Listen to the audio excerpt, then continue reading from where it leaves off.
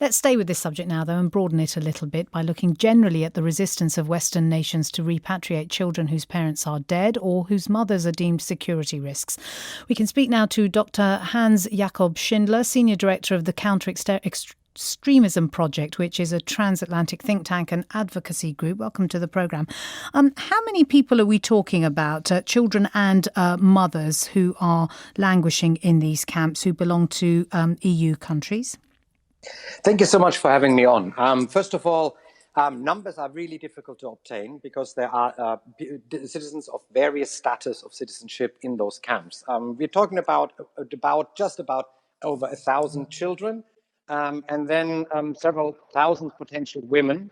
But it's unclear because obviously both al-Hawl and other camps in Syria are not extremely well maintained as far as statistics is concerned. But it's a sizable group.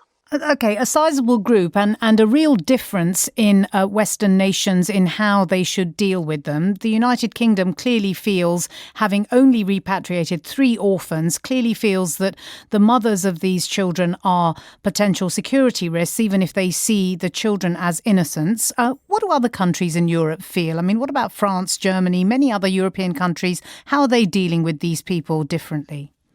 So let me separate the women from the children, because I don't think the UK government is very alone in its threat assessment here. There have been numerous attacks linked with women linked to ISIL in Europe. There have been women in ISIL being active in the security apparatus of the organization when it still had a state.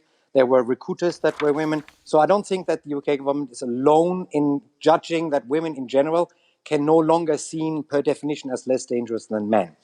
As for the children, I think as far as I can see, pretty much every single European government has declared its willingness to repatriate the children. And it's a little bit easier if you're talking about repatriation from Iraq, because you have a government counterpart that you can interact with. In Syria, most of those individuals are in camps run by a non-state party, by the Kurdish forces.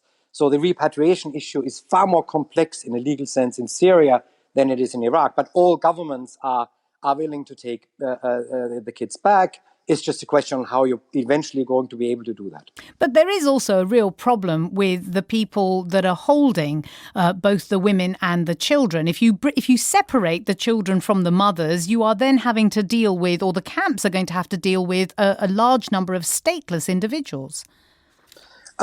Separating the women from the children doesn't mean they necessarily lose their citizenship. So not every government has taken the policy of stripping individuals of their citizenship.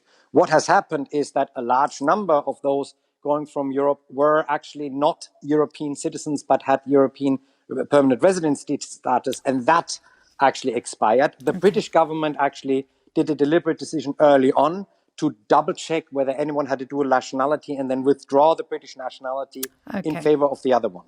We will have to leave it there. Very complicated subject. Dr. Hans-Jakob Schindler, thanks for joining us here on NewsHour.